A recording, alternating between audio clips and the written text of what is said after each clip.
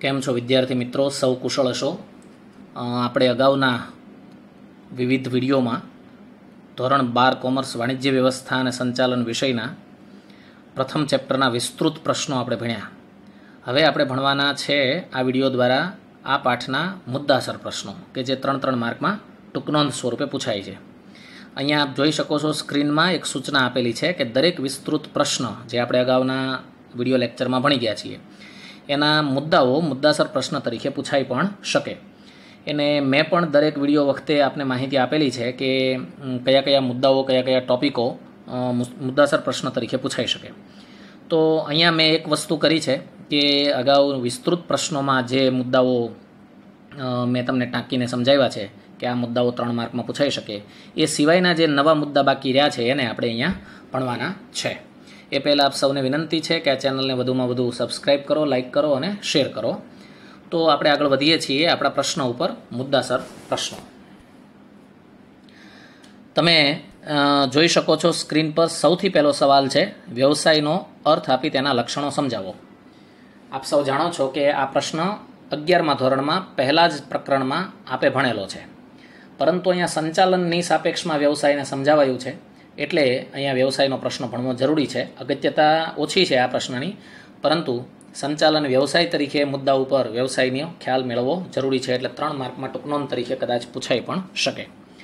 તો આપણી સામે જે સવાલ છે, અર્થ અને લક્ષણો વ્યવસાયના આપણે સમજાવવાના છે. એક વચ્ચે આપ સૌને વિગત આપી દઉં કે મુદ્દાસર પ્રશ્નો વિશે આપણે જ્યારે લખતા હોઈએ છીએ ત્યારે એમાં પ્રસ્તાવના કે સમાપન હોતું નથી. પ્રસ્તાવના અને સમાપન માત્ર ને માત્ર 5 માર્કના પ્રશ્નોમાં જ હોય છે, અને આપણે જે વિસ્તૃત પ્રશ્નો અગાઉ ભણ્યા છીએ એ પ્રશ્નો બધા પણ 3 માર્કમાં પૂછાઈ શકે. તો આપણે આ પ્રશ્નમાં આગળ વધીએ. સૌથી પહેલાં આપણે જોઈશું અર્થ.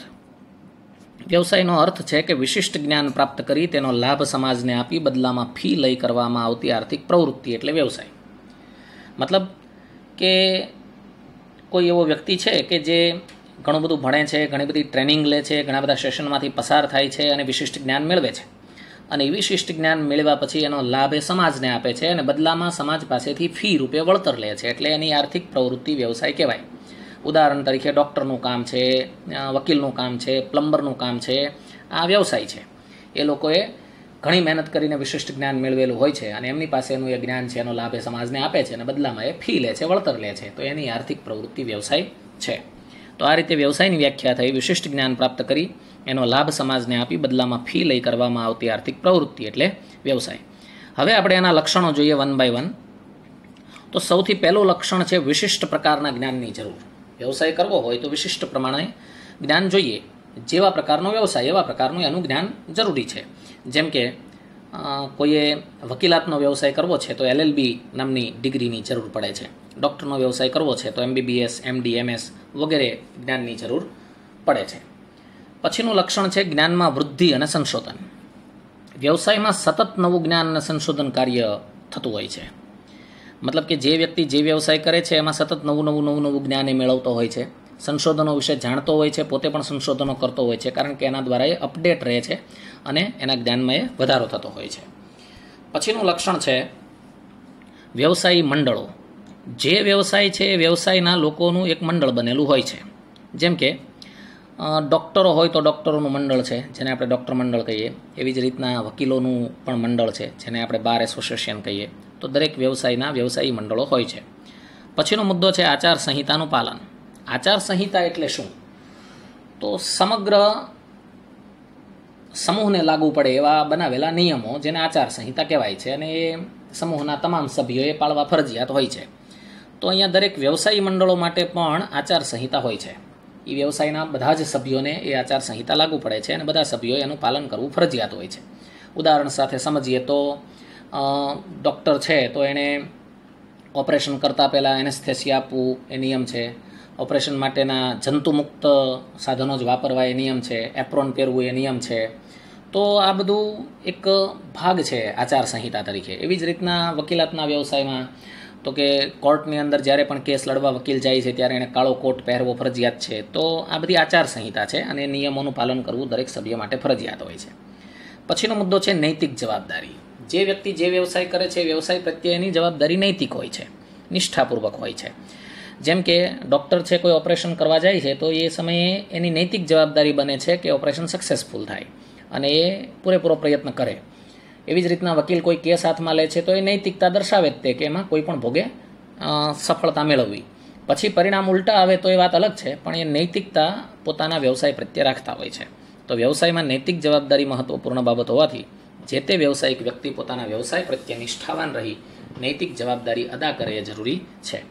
તો આ વાત થઈ વ્યવસાયના લક્ષણો વિશેની.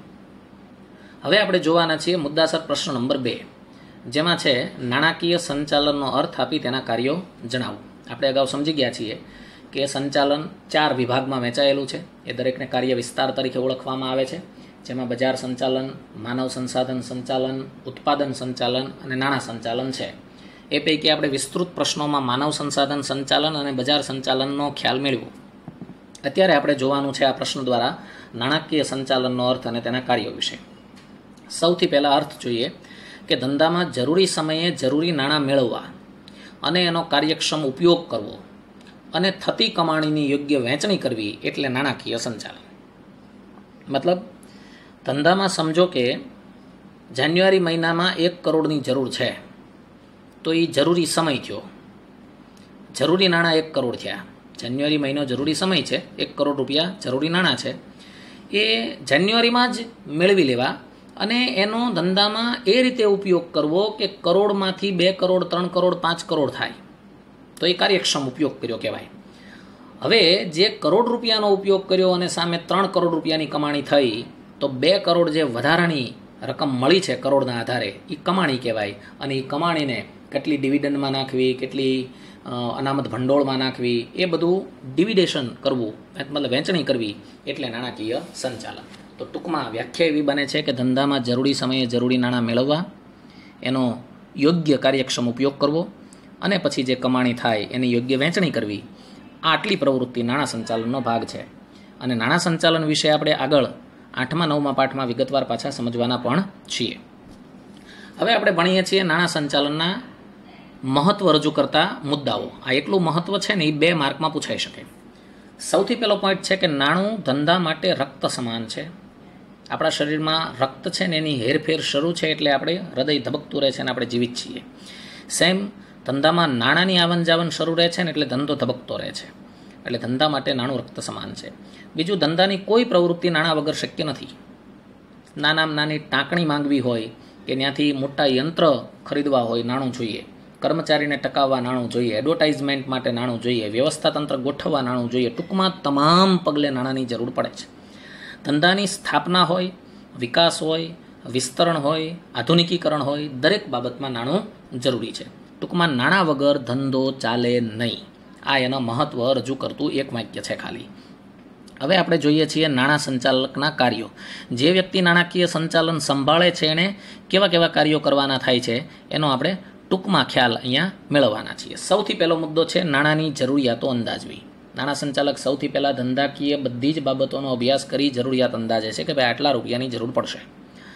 હવે એ જે રકમ એણે અંદાજી છે એક સાથે એને નથી જોઈતી, એને અમુક અમુક સમયે એ રકમની જરૂર પડશે. તો એ સમયની દ્રષ્ટિએ નાણાંનું પ્લાનિંગ કરવું.